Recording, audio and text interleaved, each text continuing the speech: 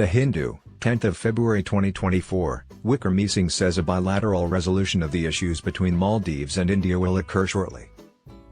China controls the debt-ridden Maldives and has been attempting to use the islands to play a game of divide and conquer with India, which has caused the impoverished nation of the Maldives great difficulties.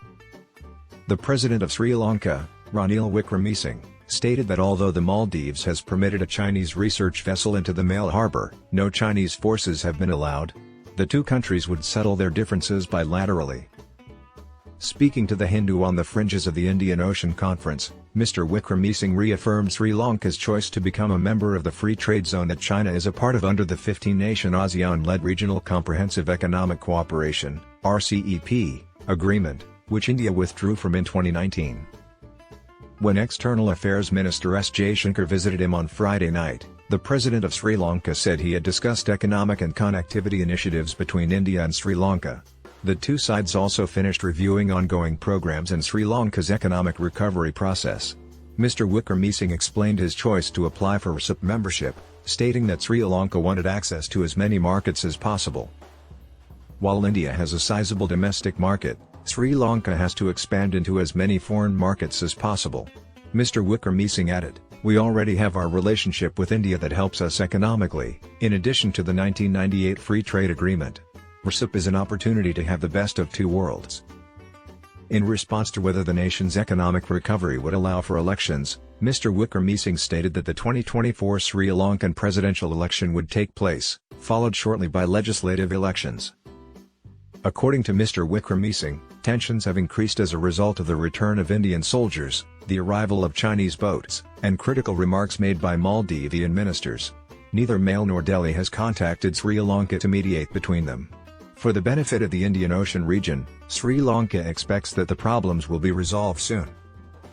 As friends and neighbors, we hope India and the Maldives can resolve their differences quickly.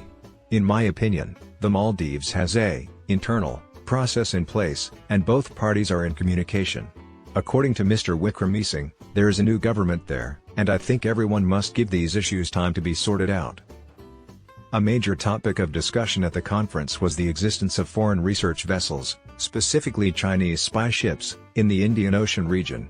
Dr. Jaishankar mentioned growing anxieties regarding dual-purpose agendas, and Australian Foreign Minister Penny Wong discussed China's rapid military build-up in the Indo-Pacific.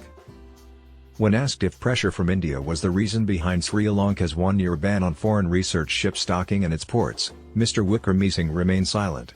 However, he clarified that regular port calls from China will continue to resupply food, fuel, and naval maneuvers.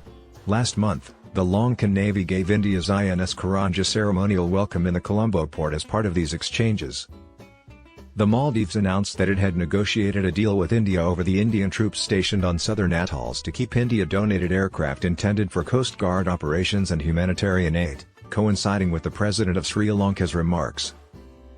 Maldivian President Mutsu made a statement to Parliament this week stating that during their January and February meetings, Indian and Maldivian authorities decided that India would relocate military personnel from 3 aircraft sites starting on March 10 and finishing the operation by May 10. India has reportedly been discussing deploying non-military aircraft crew instead of military personnel in a partial retreat. However, the Ministry of External Affairs has not yet verified the agreement.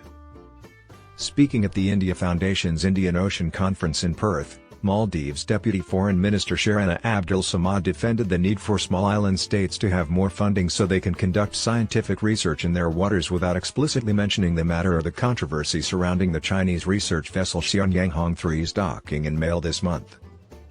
Without larger nations' financial and technological support, it is impossible to solve resource challenges, particularly in a recurrent global crisis. Through these exchanges and cooperative research projects, I implore the nations surrounding the Indian Ocean to take action and collaborate with island states to enhance their capacity and precisely detect new risks, Ms. Samad stated. The Maldivian junior minister's attendance was noteworthy because, in December, the country's newly formed administration had chosen not to attend the India-led Colombo Security Conclave in Mauritius, while the vice president of the Maldives had visited the Chinese-hosted Indian Ocean Forum in Kuanmyung.